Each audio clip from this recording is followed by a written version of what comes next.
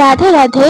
অনেকের মনে প্রশ্ন থাকে যে গোপাল সোনা কালো হয়ে যায়, গোপাল সোনাকে কিভাবে স্নান করালে বা কি উপকরণ ব্যবহার করলে গোপাল সোনা সারা বছর চকচকে থাকবে, একদম নতুন সোনার জল যেরকম নতুন আমরা নিয়ে আসি গোপালকে যখন চকচক করে, সেই রকমই গোপাল সোনা সারা বছর থাকবে। তো চলো আজকে আমি তোমাদের সাথে সেই টিপস গুলো শেয়ার করব, আমি কিভাবে আমার গোপাল সোনাকে চকচকে রাখি সেই বিষয়ে।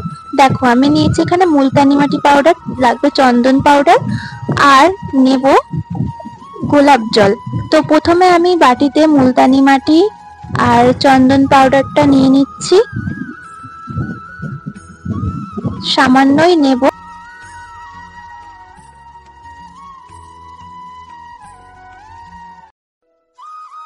তাহলে দেখলে আমি চন্দন আর মুলতানি মাটি নিয়ে নিয়েছি। এবারে আমি এর মধ্যে একটু গোলাপ জল দেব, একটু গোলাপ জল দিয়ে নেব। গোলাপ জলটা দিয়ে আমি এটাকে গোলাবো। আমার গোপাল সোনার স্নানের আজকে এত গরম, গরমের সময় গোপালকে একটু চন্দন মুলতানি মাটি দিয়ে ভালো করে স্নান করালে গোপালেরও বেশ আরাম লাগে, আর দেখবে গোপাল সোনা একদম চকচকে হয়ে যায়, অন্য কিচ্ছু দিয়ে কিচ্ছু করা লাগে না। যারা এরকম ভাবছো যে গোপাল সোনাকে কিভাবে সবসময় চকচকে রাখবো, তারা সপ্তাহে 2 দিন করে তো এটা করতেই পারো। আর এত গরম পড়েছে, গরমে তো একটু করাই যায় গোপালের জন্য।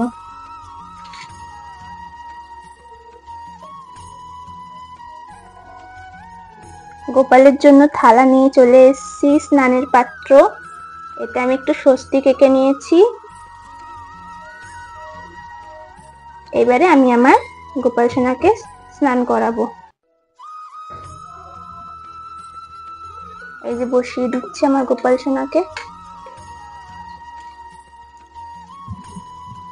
এবার আলতো হাতে আমি গোপালকে এই প্রলেপগুলো লাগিয়ে ভালো করে ডলে ডলে স্নান করিয়ে দেব। একদম ভালো করে সারা গায়ে আমি মাখিয়ে দিই গোপালকে। এটা করলে আমি দেখেছি সত্যি সত্যি গোপাল পুরো চকচক করে। আর ভিডিওর এন্ডেও তোমরা দেখতে পাবে যে প্রথমে গোপাল সোনা যেরকম ছিল, পরে কিন্তু গোপাল সোনা সত্যি খুবই মানে একটা গায়ের মধ্যে লেস আলাদা চলে এসছে, সেটা তোমরা দেখে বুঝতে পারবে। তো এখানে আমি ভালো করে গোপাল সোনার গাটাকে জল দিয়ে স্নান করিয়ে ডলে ডলে তুলে দেবো। সে যে প্রলেপটা আমি গোপাল সোনার গায়ে লাগিয়েছিলাম, সেই প্রলেপটাকে তুলে দেবো। আর সবসময় আমি স্নান করানোর সময় জল শঙ্খটা ব্যবহার করি, তোমরাও কিন্তু করো। এমন না যে জল শঙ্খ সবসময় থাকতেই হবে সবার কাছে, কিন্তু থাকলে খুবই ভালো হয়।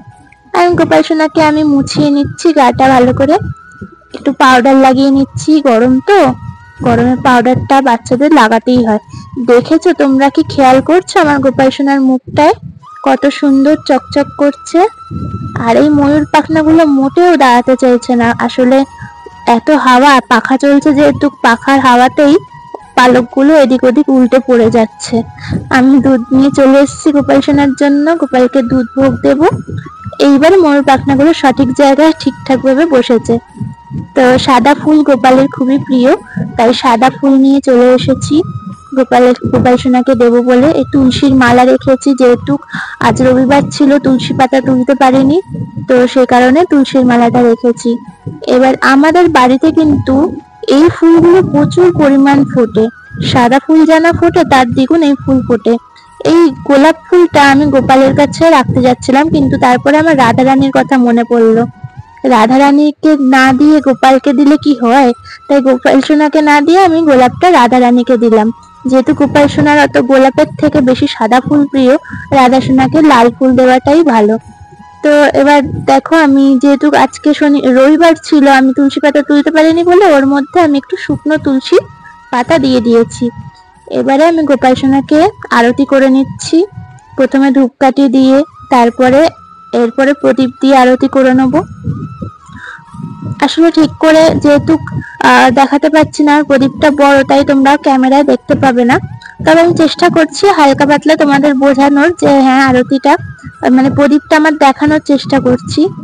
জানি না কতটা কভার হচ্ছে, তবে এত স্পিডে কিন্তু করি না, এটা জাস্ট ভিডিওটা অনেক বড় হয়ে যাবে সে কারণেই একটু ফাস্ট ফরওয়ার্ড করা।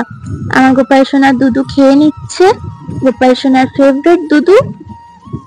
খেয়ে দিয়ে গোপাল সোনা একদম শান্ত হয়ে বসেছে। এবার তোমরা দেখো, ভালো করে আমার গোপাল সোনাকে দর্শন করো, আর মোহন সোনাকে দেখে বলো তোমাদেরও মনটা মোহিত করলো কিনা।